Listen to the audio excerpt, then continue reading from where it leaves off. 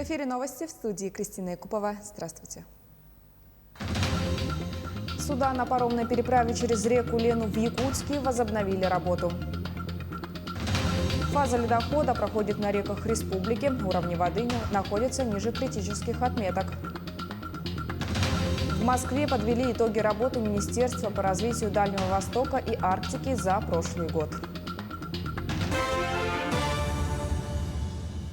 Паромная переправа Якутск-Нижний Бестях продолжает работать в штатном режиме. Напомним, вчера из-за усилившегося ледохода на реке Лени суда приостановили движение. Сразу после улучшения судоходной обстановки на реке регулярные рейсы были возобновлены.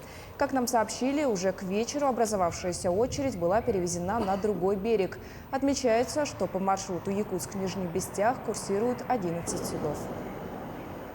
Ситуацию мы, в принципе, вчерашнюю ожидали, знали, отслеживали про этот лед. Утром были выполнены рейсы, запланированные. При обнаружении того, что лед пошел, принято решение было остановить хождение теплоходов всех паромов на этом участке. И пережидали, пока он не уменьшился. Ситуацию со льдом, который идет сверху, мы отслеживаем заблаговременно. Допустим, это наши коллеги с РВП-ЕС подсказывают, предупреждают то, что ожидается, не ожидается, потому что для нас главная безопасность, и поэтому мы всегда на пульсе держим руку. 107 новых случаев коронавирусной инфекции выявили в республике за минувшие сутки. В Якутске 62 случая, в Мегино-Кангаласском районе 9, в Вилюйском 7 случаев заболевания, в Усть-Алданском районе 5 случаев, в Мирнинском 4, в Горном и Хангаласском районах по 3 случая, в Амгинском, Жиганском, Нюрбинском, Сунтарском и Чурапчинском районах по 2 инфицированных, а в Алданском, Верхнеколымском, Кобяйском и Аймиконском районах по 1. Партия вакцины «Спутник Ви» в количестве 3000 доз поступила в Нерюнгри. В городе разработали дополнительные пункты вакцинации вне медицинских учреждений.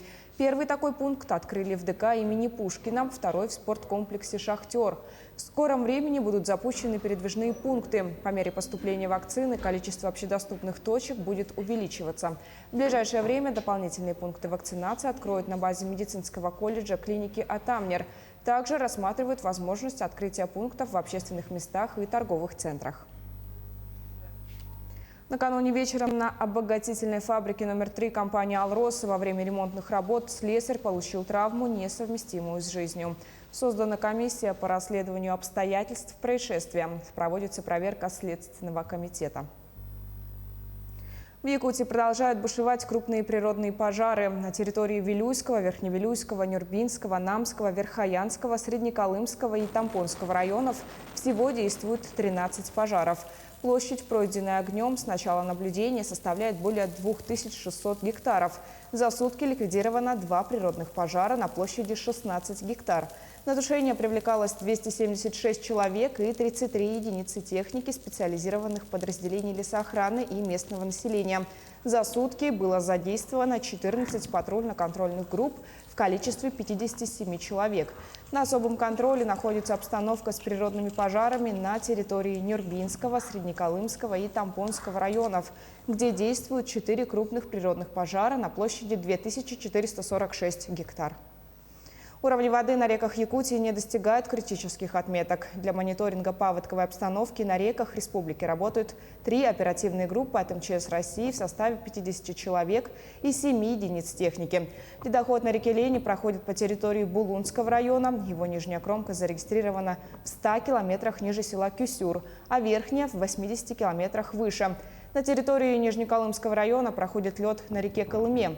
Протяженностью 184 километра идет ледоход на реке Алазеи по территории Среднеколымского района.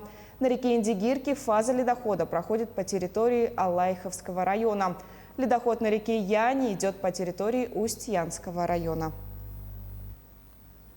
Инвестиции мегапроекта «Арктический гектар» в Москве подвели итоги работы Министерства по развитию Дальнего Востока и Арктики за 2020 год. С какими вызовами пришлось столкнуться регионам, чего не хватает, а где удалось прибавить, выясним из следующего материала.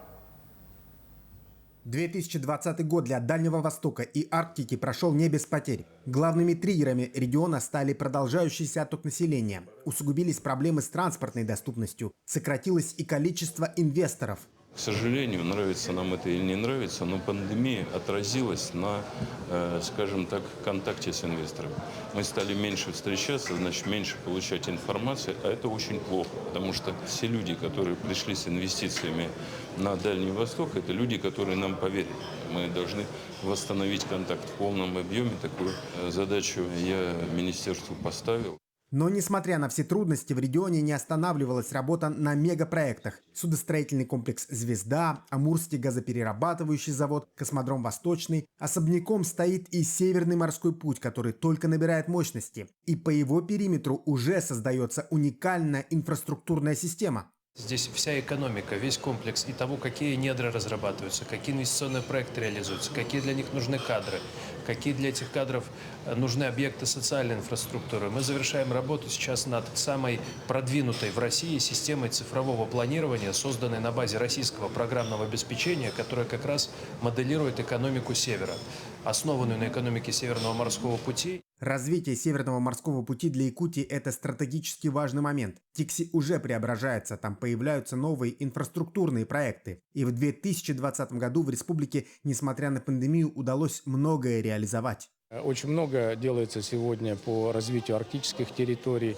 Активно развиваются наши компании. Вы знаете, что в 2020 году во многом удалось удержать уровень промышленного производства. И это тоже во многом благодаря слаженной работе Министерства Дальнего Востока и Арктики. Идет бурное строительство кардиологического центра, онкологического центра. Решен вопрос начала строительства Ленского моста. И вы знаете, что строительство уже начинается, и мы идем в графике. Во время своего отчета глава Миндальвостокразвития отметил, что в 2021 году правительство особое внимание уделит транспортной доступности региона. Начнется оснащение дальневосточной авиакомпании, а также будет поднят вопрос субсидированных авиабилетов, чтобы в будущем их смогли приобретать все жители Дальнего Востока без возрастных ограничений. Максим Кардозу, Виктор Олесов, Москва. Полеты на звездолетах, лидерство в IT, комфортные села. Какой видят Якутию и ее жители через 100 лет. Продолжение великого труда Платона Аюнского создают в республике. Масштабный проект «Столетний план развития» стартовал с музея писателя и политического деятеля в Якутске. А первым районом, в котором инициативная группа провела стратегическую сессию, стала родина другой исторической личности – Максима Амосова в селе Хатырык Намского Улуса. Подробнее в материале Саргаланы Захаровой. Повторить великий труд Платона Аюнского, создать столетний план развития Якутии. Такая задача стоит перед этими молодыми людьми. В течение месяца инициативная группа масштабного проекта объездит всю республику, чтобы собрать мнение жителей для итогового документа.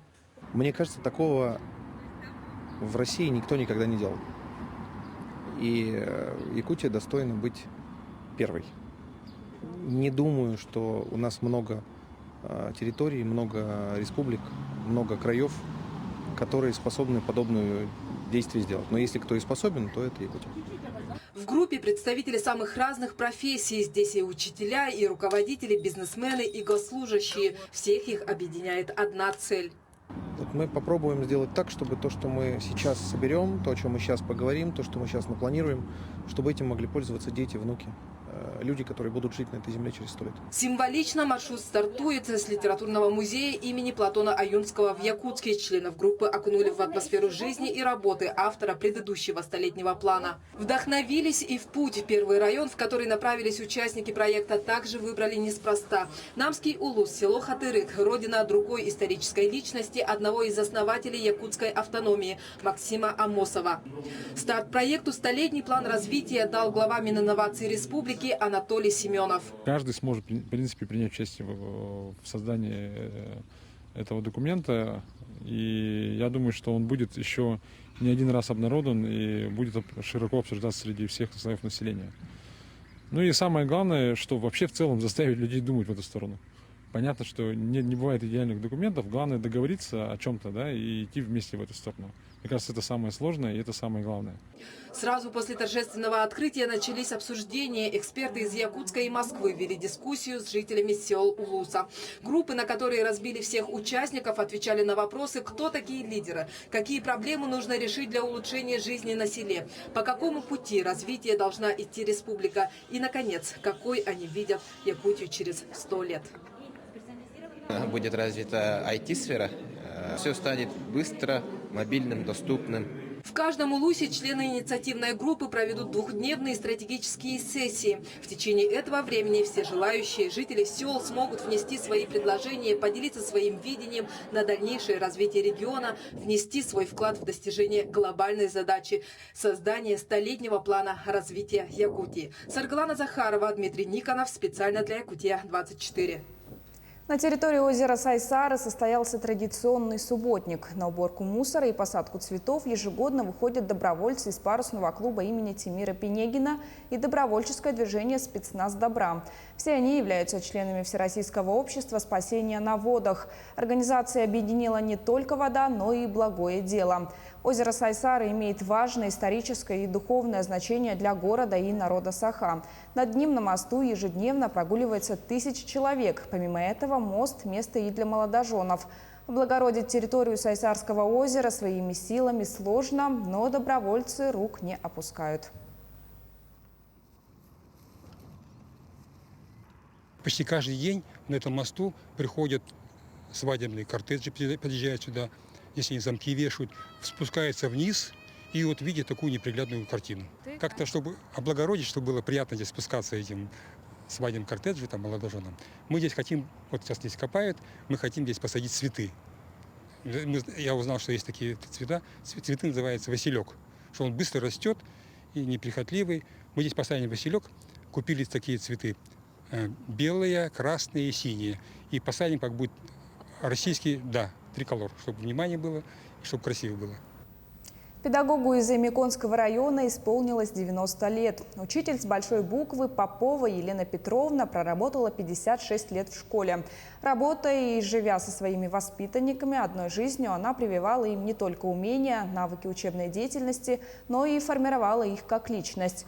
Одной из первых в Улусе учитель вела в начальных классах предметы логика и шахматы, опубликовала 2 сборника. Елена Петровна достигла высоких результатов в педагогической деятельности благодаря истинному профессионализму, добросовестности и ответственности.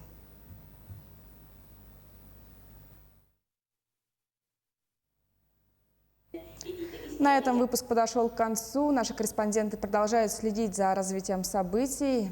Еще больше новостей на наших сайтах. Мы следим за развитием событий. Оставайтесь с нами.